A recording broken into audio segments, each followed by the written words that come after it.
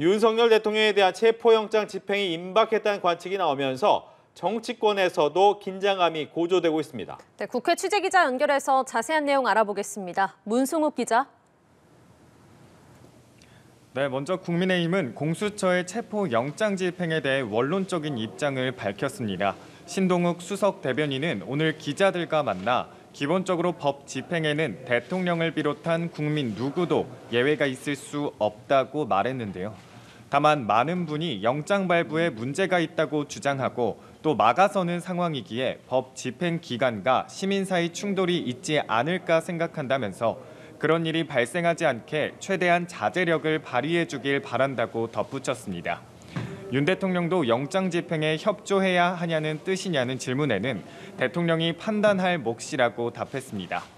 국민의힘 일부 의원들은 체포영장이 적법하지 않다고 주장하고 있습니다. 나경원 의원은 자신의 SNS에 윤 대통령에 대한 체포영장 발부는 공명정대하지 못하고 정직하지 못하다며 한마디로 꼼수였다는 글을 올렸습니다.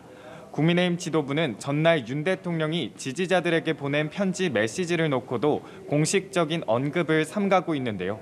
신동욱 국민의힘 수석 대변인은 당의 공식적인 입장을 낼 차원의 문제는 아니라고 저희가 판단한다고 밝혔습니다. 국민의힘 일각에선 우려의 목소리도 나왔습니다. 김용태 비대위원은 오늘 오전 SBS 라디오에서 윤 대통령이 지지자들에게 보낸 메시지에 대해 국민 간 충돌로 이어질까 우려된다고 밝히기도 했습니다. 반면 더불어민주당은 공세 수위를 한껏 높이고 있습니다. 민주당 박찬대 원내대표는 윤 대통령에 대한 체포영장이 즉각 집행되어야 한다고 재차 강조했습니다. 직접 들어보시겠습니다.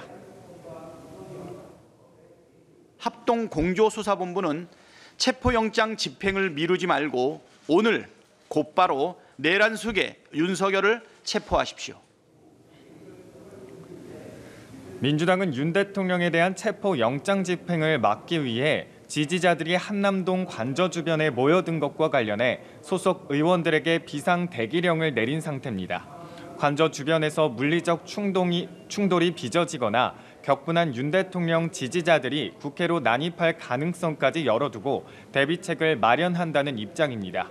이와 관련해 민주당은 오후 1시 반부터 비상의원총회를 열어 약 1시간 동안 논의를 진행했고 지금은 잠시 정회를 한 상태입니다. 노종면 원내대변인은 의원총회 직후 기자들과 만나 상황 변화 추이를 보고 의원총회를 다시 소집할 수 있다고 전했습니다. 네, 오늘 오전에는 새해가 시작된 이후 여야 모두 첫 지도부 회의가 있었는데 어떤 발언들이 나왔습니까? 네, 먼저 국민의힘 비상대책위원회는 오늘 첫 회의를 열었습니다. 권영세 비대위원장은 이 자리에서 시급히 할 일은 국정을 안정시키는 일이라며 국정 안정과 민생 회복을 위해 모든 당력을 집중하겠다고 강조했습니다. 권성동 원내대표는 작심한 듯 민주당 이재명 대표를 겨냥한 발언을 쏟아냈는데요. 발언 직접 들어보시겠습니다. 이재명 대표와 민주당의 각종 비리범죄 혐의에 대한 재판을 신속하고 엄정하게 진행해야 합니다.